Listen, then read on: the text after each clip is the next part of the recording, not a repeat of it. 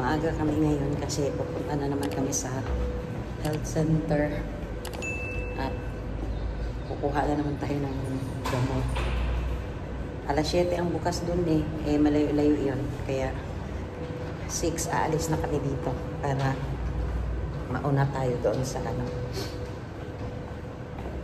Kasi pag pag tanghali ka na pupunta, marami na doon marami ng mga pasyente doon.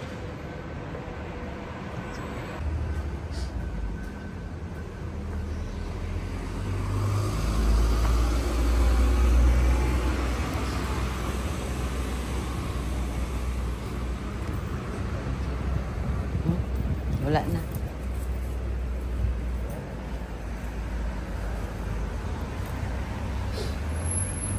Madilim din. Ano pa? Parang makulimlim, no? Or maaga pa lang kasi.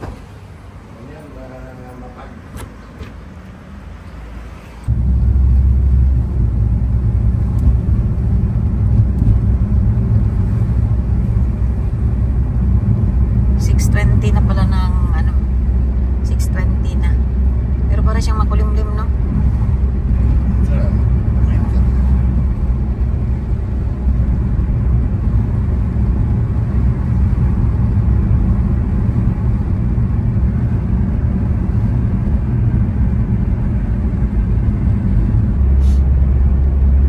Malayo-layo kasi yung pupuntahan natin, guys. Mga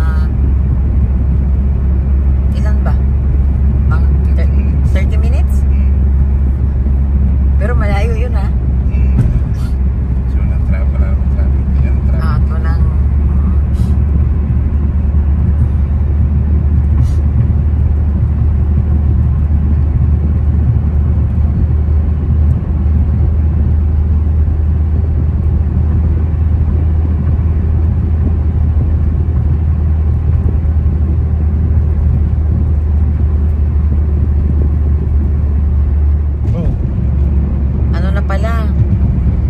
New Year na mamaya. Ano na ngayon December 31. Hindi man ako papasok ngayon. Hihingi na lang ako ngayon ng medical certificate dyan. So makapag tayo. Ha? Ha? Totoo naman talaga na may medical certificate man ako. Pupunta naman talaga tayo ngayon ng health center. O di makapaganda tayo ng konti mamaya para sa bagong taon.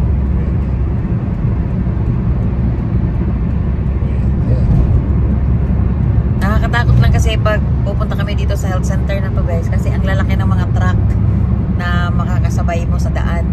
Kasi ito yung madadaanan mo kasi yung industrial area dito. Mga malalaking truck yung mga lalo na pag ganitong oras yung maaga.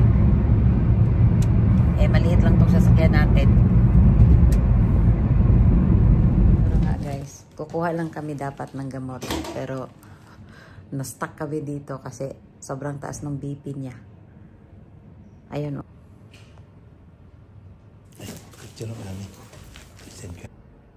natataranta na yung mga doktor Ikaw pangiti-ngiti lang dyan.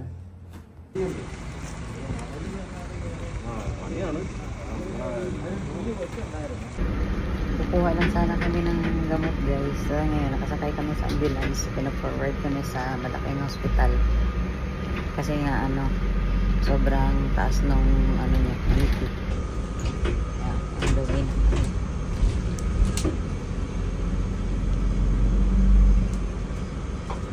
One eternity later. Nandito na kami sa sa malaking ospital.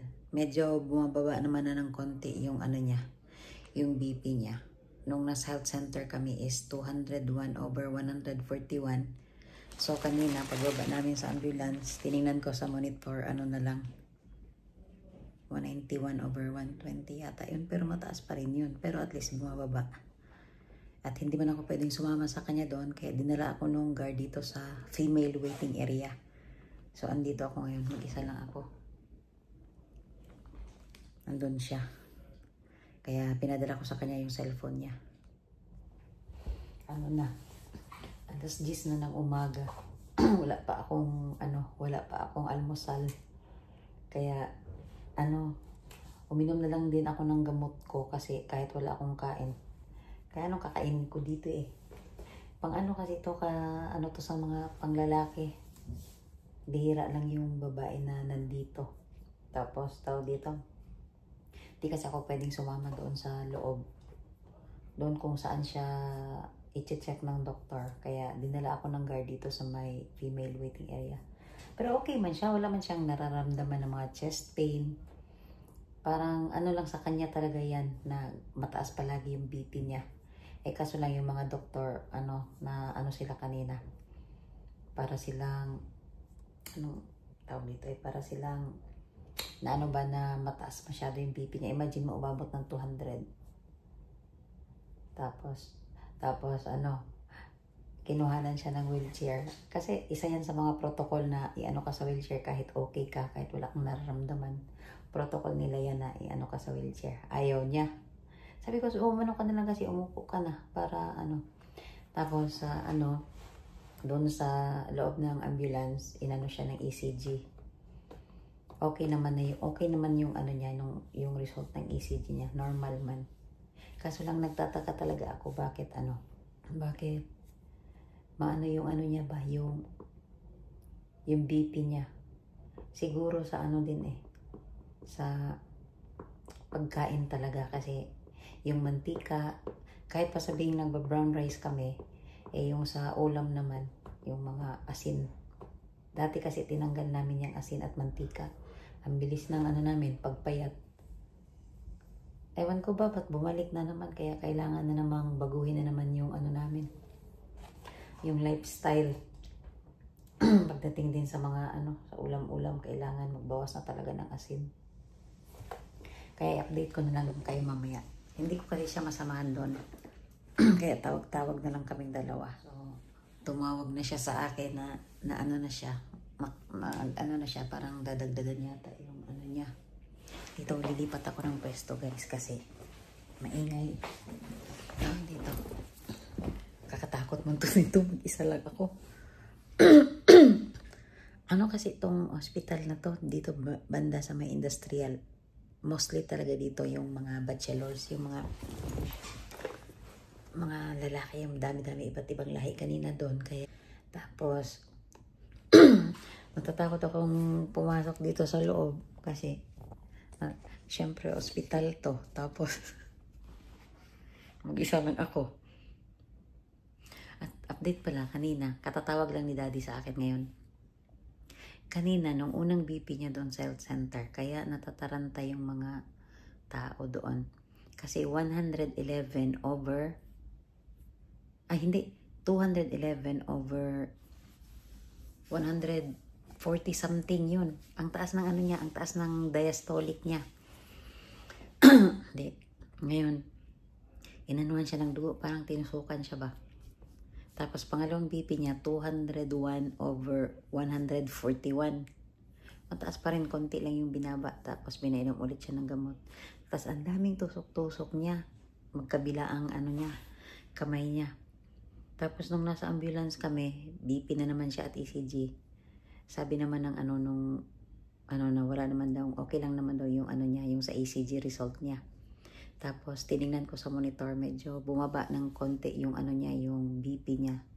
Nag 191 over 121. Tapos ngayon, tumawag siya kasi hindi nga ako pwede doon sa kung saan siya ngayon. 186 over 120 yata yun. Yung bumaba na yung diastolic niya. Ang diastolic kasi niya napaka taas. Yung ng BP ko, yun yung diastolic lang niya, yung BP ko. Kaya ngayon, na talaga kami. Tatanggalin na namin yung mantika at asin sa di ba, ng steam. Yun na lang yung di ba, sa una lang naman yan, walang lasa. Parang lang din ba. Pag mga unang mo talaga na ganun. Dati naman kasi nagawa na namin yan. Ewan ko ba kung bakit na naman yung oil at mantika na yan. Kaya sana makauwi kami ngayon guys kasi yung kotse namin naiwan namin doon sa ano. Naiwan namin sa health center yung kotse. At kung makalabas kami ng kakauwi ko lang para akong na-dehydrate. Iniwan ko muna siya doon sa hospital kasi pinaubos yung swero. At uuwi na din yon. Okay lang naman siya. Kaso nga lang, yung BP nga niya kanina. Pero ngayon, bumaba na yung BP niya. Grabe yung ano ko. Simula kaninang umaga, alas 6 kami umalis dito. Wala talaga akong kinain. Kape lang yung ininom ko. Tapos ngayon, anong oras na Alas 5 na. Kaya magsaing muna ako. Sasalubungin natin guys kasi nauna kasi akong umuwi sa kanya kanina. At ano na ngayon 10:30 na ng mag-11 na yata ng gabi. Binuko siya ng Uber. Kawawa naman. Dito na siya guys. Nauna kasi ako umuwi. Kawawa naman, daming tusok. Ay, grabe ang tusok na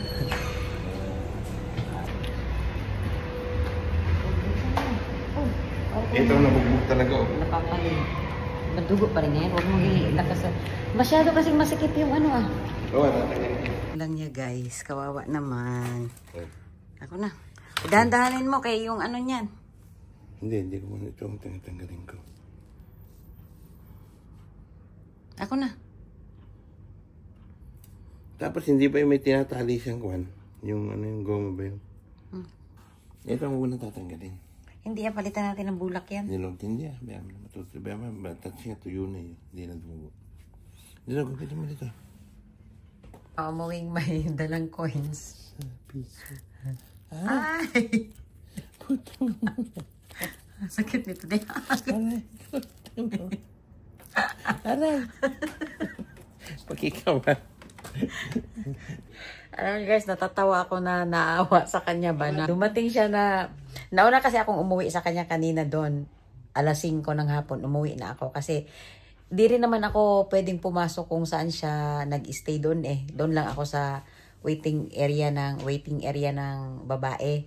Napakalamig doon. Tapos hinang-hina na ako kasi nga simula alas 6 ng umaga, wala nga akong kain. Tapos alas 5 na ng hapon, nandun na kami. Kaya nahihilo ako. Yung tingin ko sa mga tiles ba na parang umaalon-alon siya. Kaya natakot ako.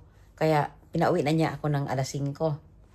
Tapos ngayon, kararating lang niya, 11:45 na ng gabi dito. Ito yung namin, ito yung salubong namin sa bagong taon. Dapat kasi maghanda ako Nakapamili na ako ng lulutuin namin.